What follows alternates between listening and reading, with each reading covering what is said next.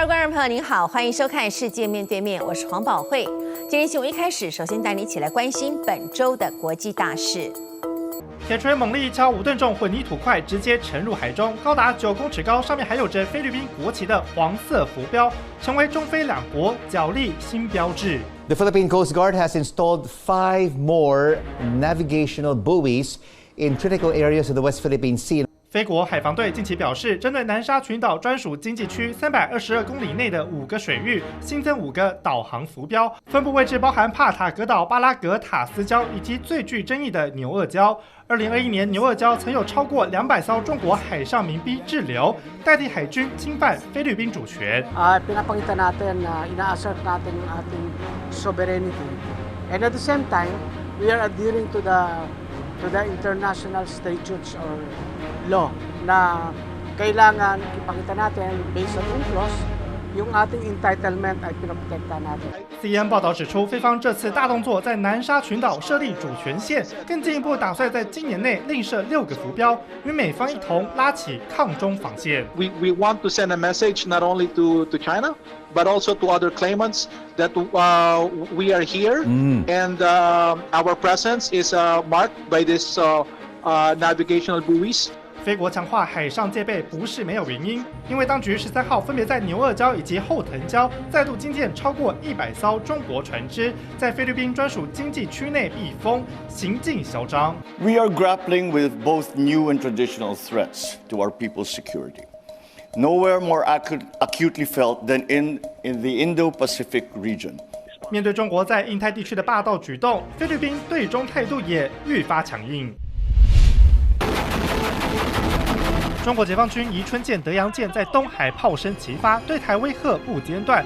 台海情势升温，盟友挺台援助也迅速到位。States will soon provide significant additional security assistance to Taiwan through the presidential drawdown authority that Congress authorized last year. 美国防长奥斯汀16号出席参院拨款听证会。路透社报道指出，针对中国威胁，拜登政府打算比照乌克兰军援模式，紧急运送价值5亿美元（约合台币154亿元）的武器，协助台湾自我防卫。Last year, Congress authorized up to $1 billion in presidential drawdown authority for Taiwan. 考量中国不断军迫挑战台海红线，总统拨款权将能不经国会许可，直接对台给予美方所能提供的各项资源。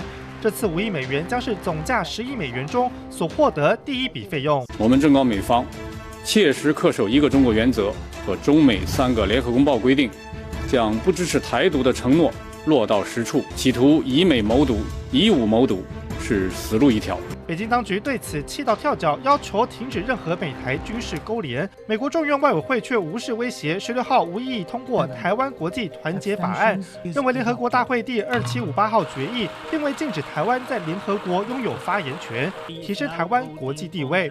只是全案还没交付给众议院审议，中共已按耐不住怒火。断交、废约、撤军3原则是中美建交的前提条件。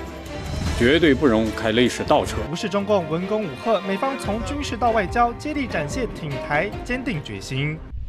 Musk tweeted that Soros reminds him of Magneto, a comic book supervillain. 开发高科技产品的特斯拉执行长马斯克，经常被人说是真人版钢铁人。他近日出言批评知名投资人、金融巨鳄索罗斯，就像万磁王痛恨人类，还说他要摧毁文明社会。The tweet about this notion that Soros hates humanity, is trying to destroy civilization, just plays into the classic anti-Semitic conspiracy theory about Jewish wealth and power. 马斯克指控索罗斯支持的政治人物打击犯罪不力，在破坏美国法治。不过他同时提到万磁王和索罗斯2位犹太人，加上痛恨人类的强烈用词，不禁让人联想到极右派的反犹太情节。Until we stop looking, they're going to keep.He's going to keep doing this because he likes the attention. 受到外界批评，马斯克强调他挺犹太人，但是关于推文的争议他毫不在意，甚至表示如果造成特斯拉客户或推特广告商不满也没关系。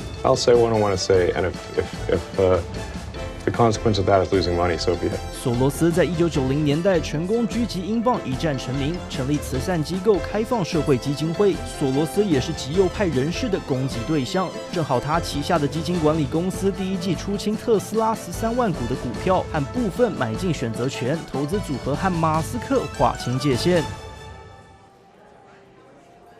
美国移民法第42条，3年以来允许当局以疫情为理由，迅速地驱逐非法移民，在5月11日正式的失效。但这不代表着美国对非法移民敞开大门。新的庇护规定更是要严惩非法移民，使得想要寻求合法途径入境美国的人数变多。美国总统拜登也承认，将会有一小段的时间的混乱。当局为了因应安置的需求，就连历史悠久的纽约罗斯福饭店也是变身为紧急的避难所。不过，近6个月以来，来自中国大陆想要偷渡进来的非法移民却是大增。为了脱离暴政，甚至冒着生命的危险卖命渡河，就是要找出进入美国的一条路。巨大的铁门、高耸的围墙，这里是美国和墨西哥的边境。墙外挤满了外国移民，男女老少都一脸无奈，因为他们等候多时，只为了拿到美国的入境许可。el modo de vivir que hemos tenido hasta el momento y de pronto tratar en lo posible de darle un buen futuro a nuestro hijo. No quiero imaginarme qué podría pasar porque no es lo que pienso, tampoco es lo que quisiera y esperemos que Dios permita y podamos ingresar. 不止边境涌入大批移民，有人带着小孩铤而走险，甘愿冒着生命危险也要渡河入境。Después que uno vendió todo lo que tenía para venirse, ¿cómo se devuelve uno? Va a llegar sin nada ya. Ya toca pues esperar aquí en México para poder pasar legal para allá. 甚至有人摸黑抵达美墨边境，为了讨生活放下一切，离乡背井也要前往美国。La separación de la familia es una decisión muy demasiado difícil porque se queda uno con la certidumbre de si regresa, no regresa, lo logró pasar, no logró pasar, cuándo la volvemos a ver, de pronto nunca, es muy difícil. 墨西哥华雷斯城，一辆人称巨兽的货运列车一路向北，车里没有货物，却塞满人潮。移民得忍受日夜大温差，水和粮食缺乏。他们不是惜家带眷要入境，就是只身赴美打工赚了钱再寄回家。¿Y quiere cruzar legalmente? Legal o ilegal, como se pueda. Legally or illegally, he will cross, he tells me. I ask him if he's hopeful. Sí, sí, fe, mucha fe. I've got a lot of faith, he tells me. 各国大量移民不惜长途跋涉，民众在外餐风露宿，因为美国边境政策出现重大转变，允许快速驱离非法入境移民，实施长达3年之久的第42条法案，在5月11号正式取消。The policy's name comes from Title 42 of the U.S. Legal Code, which is a body of public health laws.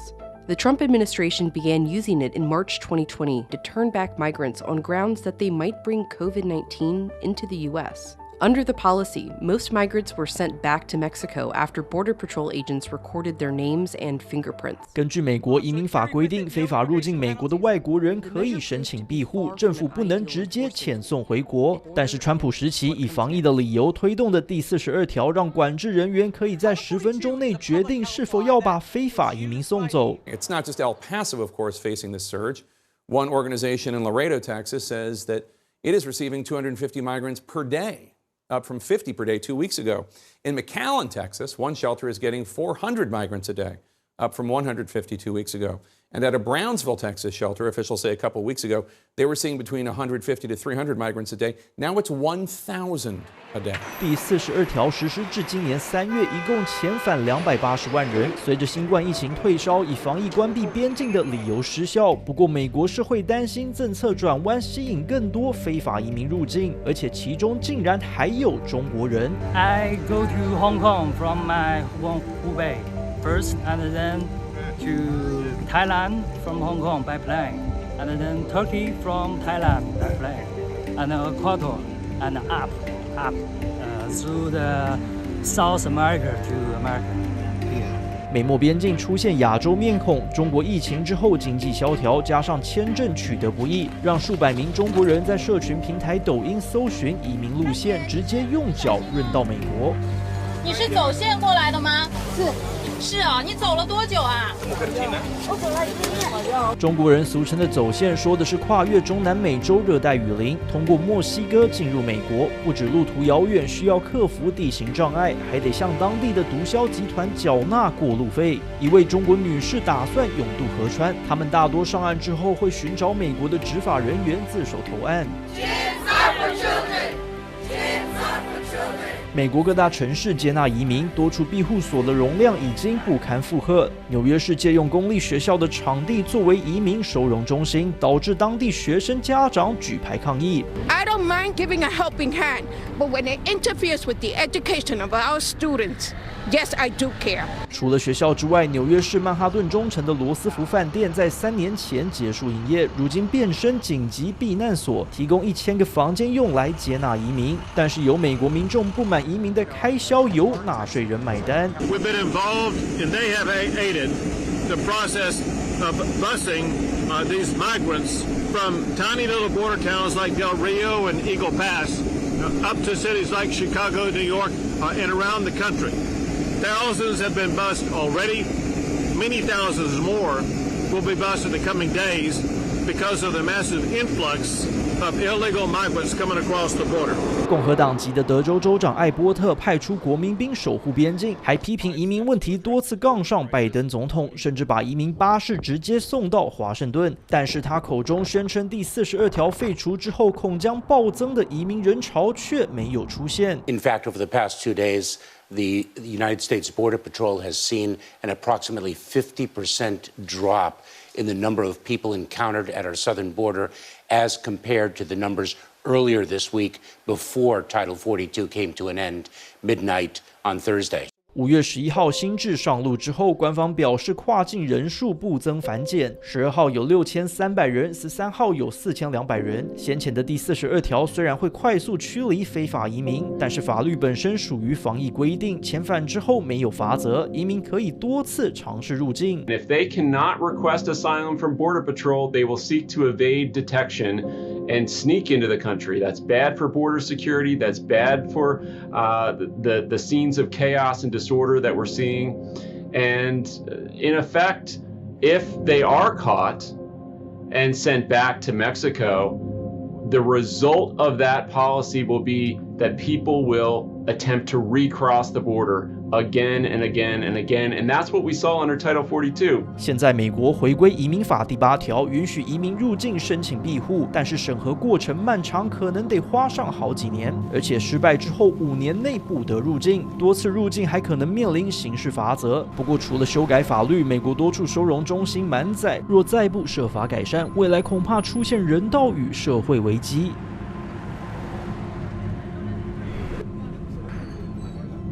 北京拓展“一带一路”倡议雄心受挫，日经新闻分析已经是因此而发生了质变，从过去侧重大型基础建设的基调，慢慢转向了投资生技、数位科技等等软性的项目。此外，签署国也纷纷的开始认为“一带一路”的经济利多有限，而其中7大工业国当中，唯一加入的意大利已经是暗示今年之内可能就会退出协议。而“一带一路”哀轰是债务陷阱外交，影响持续在浮现中。像是东南亚国家辽国与中国合作建设中辽铁路，如今当地的商家却指出，中国企业家们凭借着雄厚的资本进驻当地，加剧不公平的竞争环境。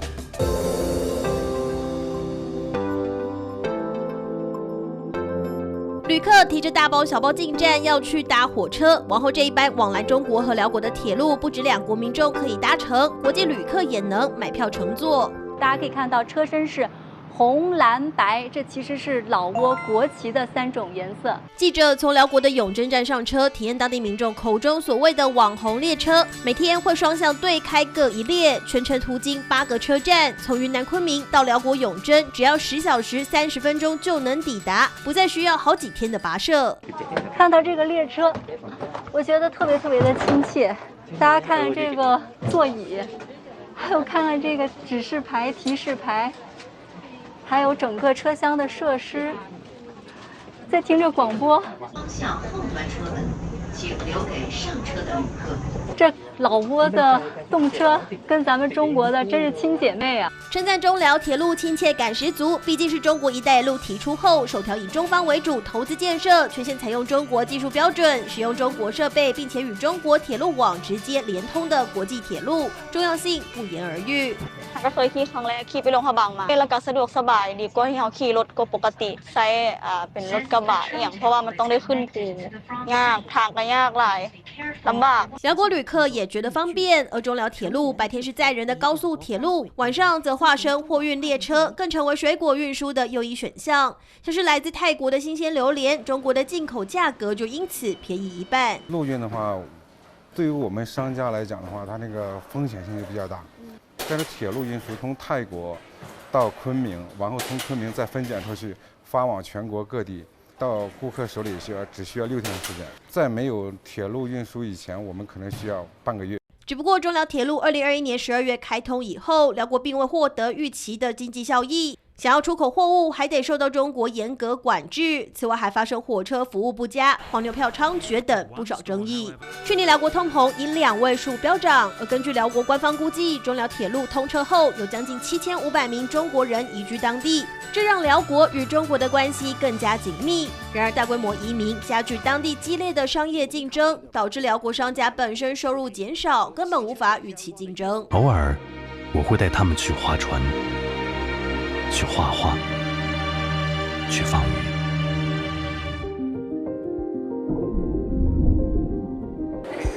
我还教他们包饺子，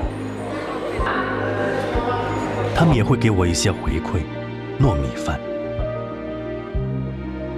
有些时候，也会带他们去厂房看看。中国官媒释出的影片看起来双方相处和乐融融，恐怕只是北京大外宣的样板。而从更大范围来看，中辽铁路其实是泛亚铁路的重要环节。往南的中泰铁路完工后，就能将泛亚铁路中线全部贯通。中辽铁路不仅实现了两国共建“一带一路”的美好愿景，还为两国人民以及沿线国家人民带来了福祉。辽国是中南半岛中最小经济体，地处内陆，没有对外港口。原以为中辽铁路能吸引更多的外国游客和投资者，同时将更多的本国商品送出国门，殊不知还没等到外资大举进驻，竞争空间就先被中企挤压。同样想靠“一带一路”翻身的，还有被誉为南美洲西藏的玻利维亚。2018年上车后，不止中国基建龙头中国中铁在这里大举造桥铺路，还有水力和风力发电等新建计划。两国元首共同签署了《中华人民共和国和多民族玻利维亚国关于建立战略伙伴关系的联合声明》，并共同见证了共建“一带一路”等双边合作文件的签署。2021年，中国在波国外债占比达到10.3%。然而，身为南美洲最贫穷的国家，玻利维亚的外汇存底连年缩减，到今年2月只剩下35亿美元，连3个月的进口所需都 hold 不住。另一方面，日经亚洲指出，2021年落成塞内加尔的政府数据中心就是中国协助建成，并且由华为提供伺服器等设备。大型基建项目减少，先进领域的生技和数位科技等软性投资等投资额较低，但是外交 CP 值高的项目正在增加，显示“一带一路”海外投资结构正在发生质变。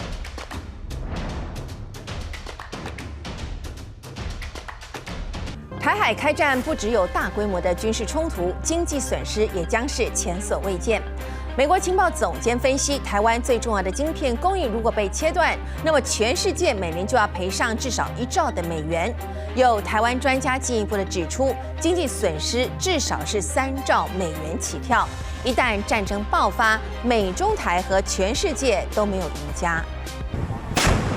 中共多次侵扰台湾海空域，军机军舰频繁出没。一旦台海战事爆发，全世界都受到影响。美国国家情报总监海恩斯5月4号在国会警告，中国入侵台湾可能害全球1年就损失1兆美元。The manufacture of semiconductor chips on Taiwan, if that is blocked, it will have an enormous global financial impact that I think runs somewhere between $600 billion to over $1 trillion on an annual basis for the first several years on the global global financial economy is the general estimate. 海恩斯参考的依据就是台湾独步全球的晶片产能，台积电晶圆代工市占率高达58%，先进制程更是多达90%，被迫停产必然牵动全球经济。Because those chips, those advanced chips are in over 90%, come from Taiwan. 外媒日经新闻分析，中国侵台造成的冲击远不止1兆美元，因为西方将针对中国祭出制裁，影响出口产值1.34兆美元，相当于中国 GDP 的10%，冲击更胜过俄乌战争和新冠疫情。中国贸易伙伴也都将受到波及，全球承受 GDP 3%、2.61兆美元的经济损失。If Taiwan is under attack,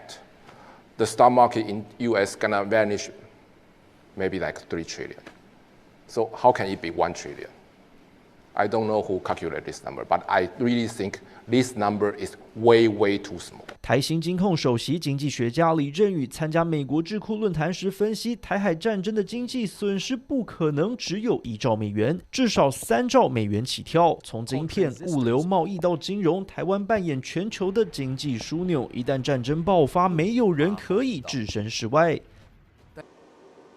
根据经济部最新的统计，2022年我国固定的投资金额高达6.2兆元，创下历年来的新高，实质成长率是6.2%。而其中最主要的原因就是半导体厂商扩增先进制程，科技大厂纷纷扩大在台投资，以及台商回流挹注，带动了固定投资持续的走升。而其中台积电原料供应商英特格在高雄投资5亿美元，打造了全球最大的制造基地，就在这个月的10号正式的启用。而英特格总裁暨执行长罗伊也亲赴现场剪彩，他表示这是英特格史上最大的一笔投资，而此举也彰显对台湾半导体产业的信心。我们非常荣幸为您独家专访到了罗伊总裁，听听他来谈谈为何不惧地缘政治的风险，选择加码投资台湾，以及台湾还有哪些的优势呢？来听听我们的独家访问。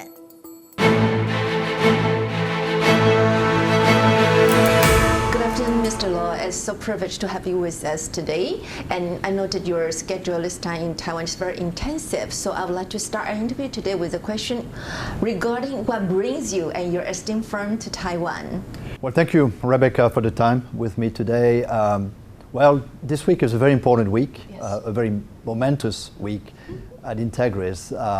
We are doing the grand opening of our latest manufacturing site in Kaohsiung, in southern Taiwan. This will be the largest, the most advanced manufacturing site for Entegris in the world. So this is really the conclusion of 2 works of extensive work by the team, completing a project of about $500 million, which is the largest investment we have ever made on a manufacturing side. So obviously very important, very exciting for us. Yeah, sure. Let me make a brief introduction to my audience in Taiwan regarding Entegris. We know that Entegris has been a giant in the semiconductor and also special chemical industry, and also a very, very important supplier to TSMC.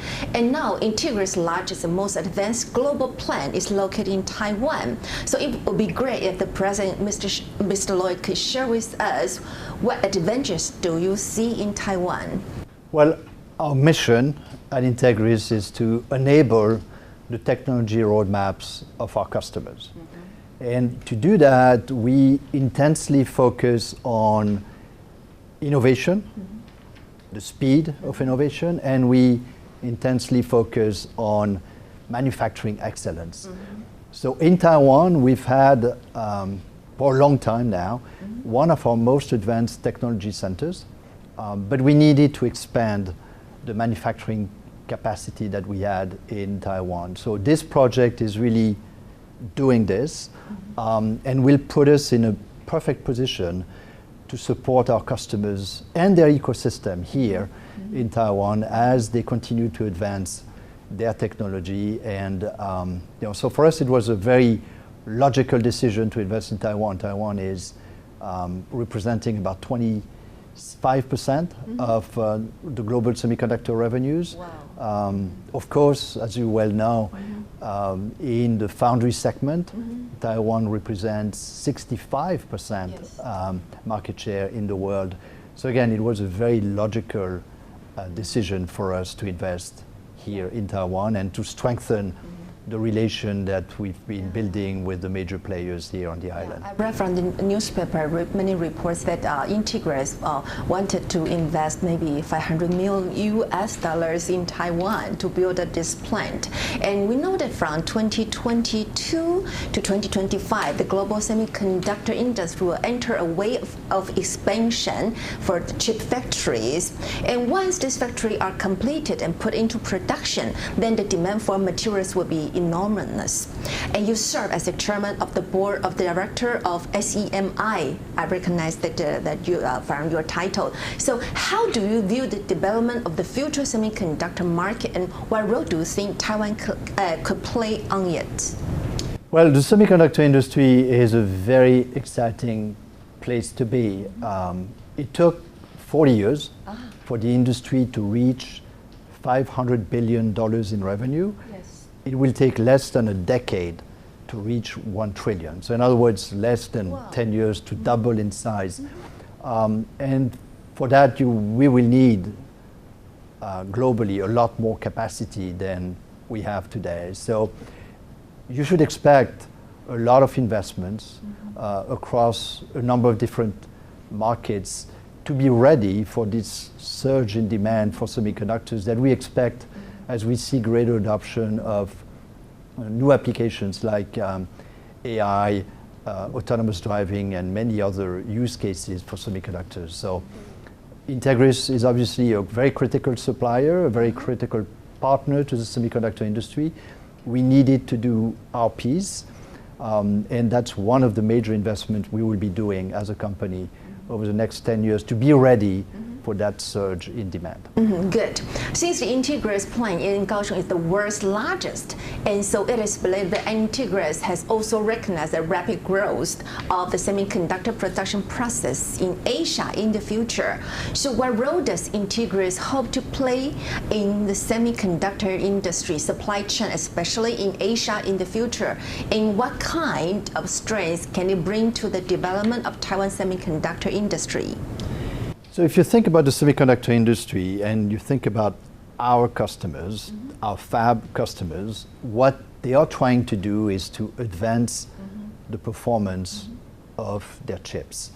And to do that, they have many different ways to achieve this goal, but two primary ways would be the adoption of new materials with better electrical properties. Yes. That's one way. The other way that they're trying to improve the performance of their chips is by making everything smaller.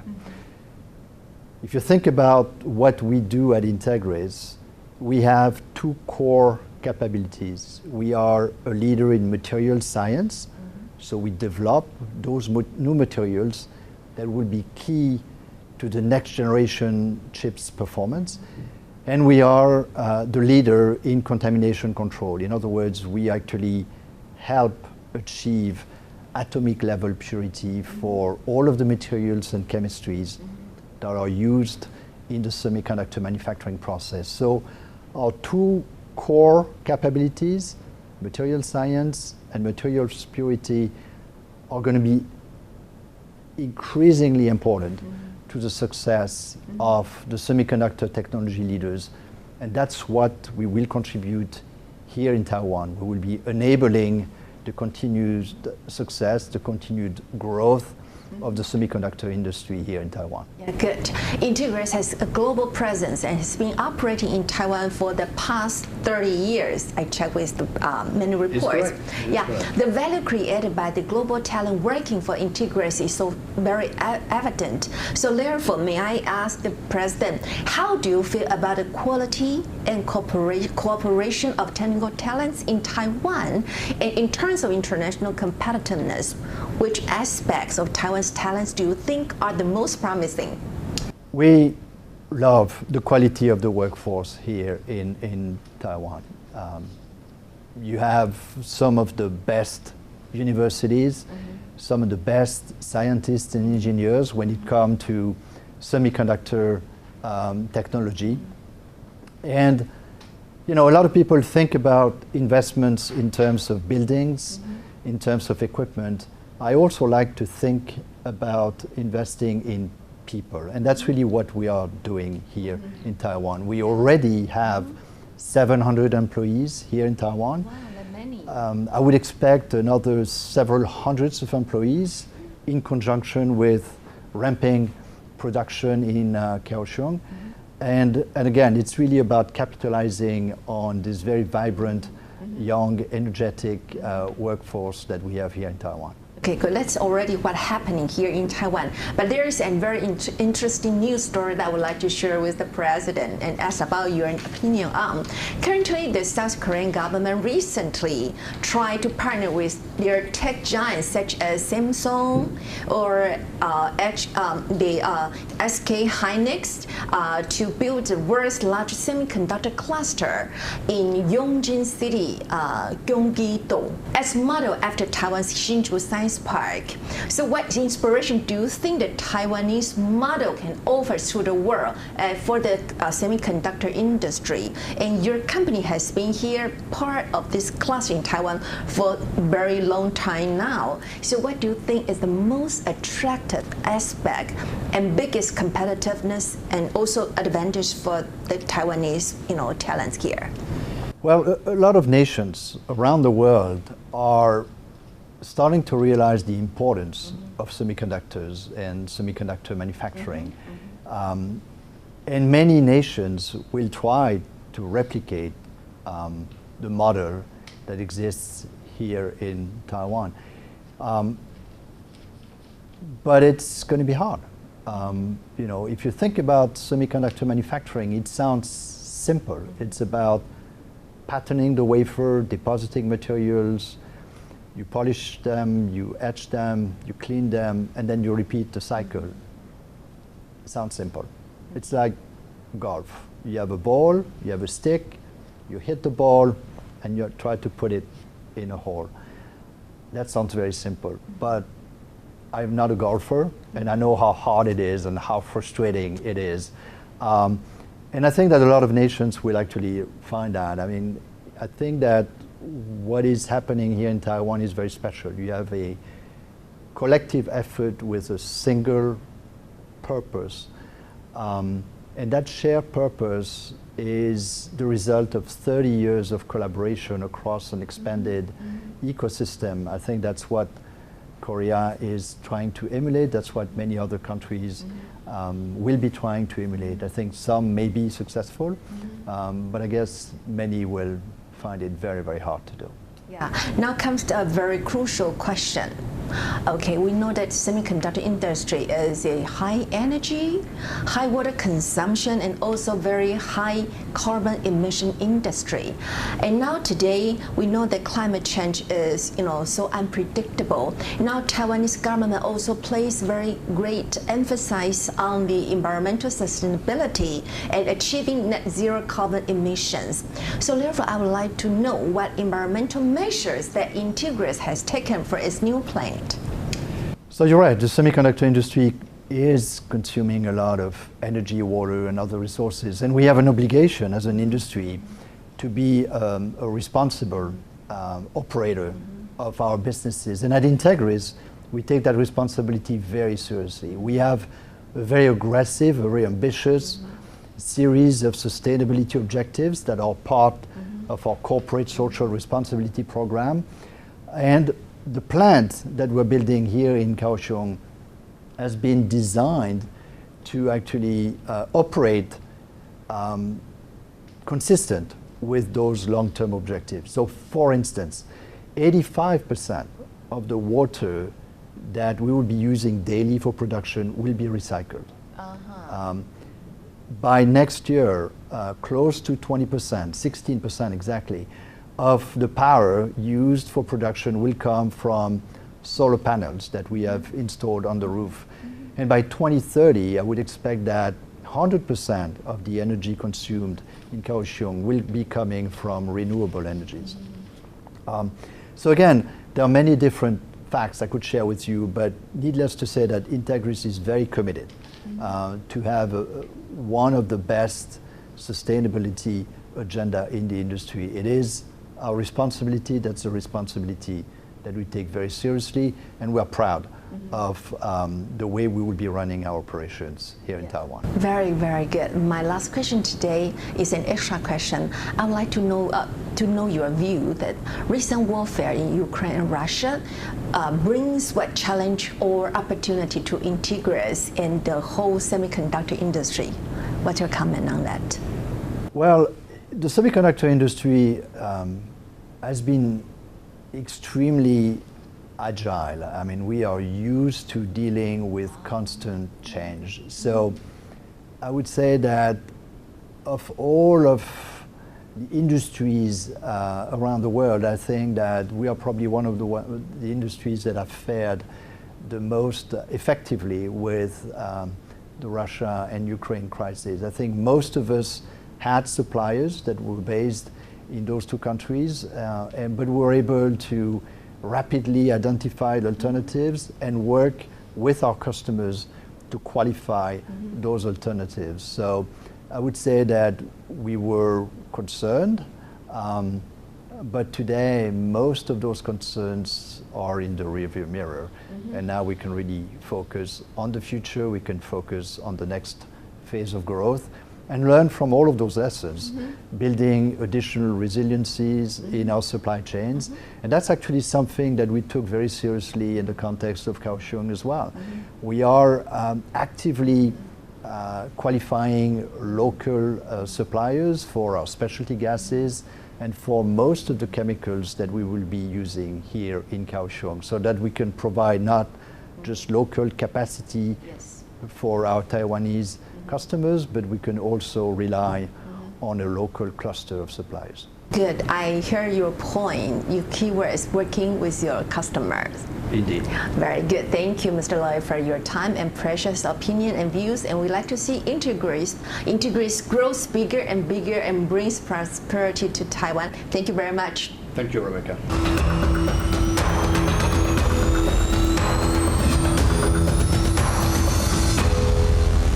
英国从去年开始展开为期6个月、全球规模最大的周休3日计划。就有台湾的民众在公共政策网络参与平台发起联署，已经有5736人复议，达到了联署的门槛。按照规定，政府将会在6月26号之前做出回复。而劳动部则是表示，周休3日扩及层面广，各部会将会综合评估、讨论研拟可行性。With sleepy eyes at 8 in the morning, many have already begun their commute, whether in the service industry or among regular office workers. The official workday begins with a minimum of 8 hours of work being the daily norm. According to statistics from 2021, Taiwanese workers have an average annual total working hours of 2,000, ranking 4th highest globally. In response, Taiwanese citizens have initiated a petition on the public policy online participation platform, aiming to follow the example of many European and American countries and make Taiwan the first Asian country to adopt a 3-day weekend policy. The petition has garnered support from an impressive 5,736 individuals. 对他来说好。为什么？可以多休当然好。多休息应该可能会比较上班可能会更有动力。周休日不够啊，不够放。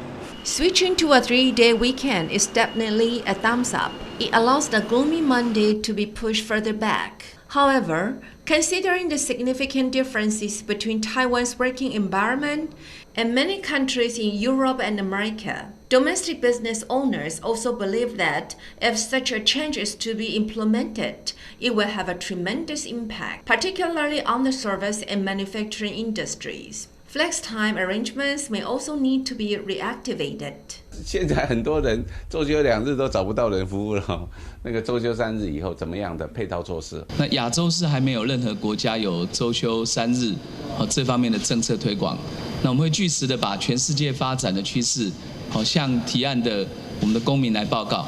The Ministry of Labor has responded to this issue, acknowledging that although the military and public servants are not under their jurisdiction, their inclusion in the discussion is also necessary.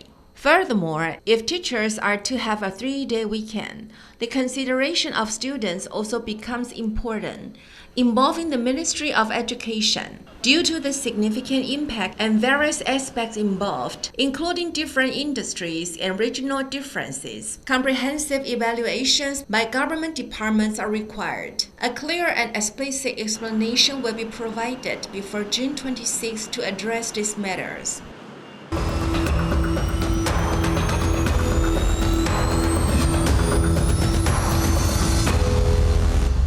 感谢收看今日世界面对面，我是黄宝慧，我们下次再会。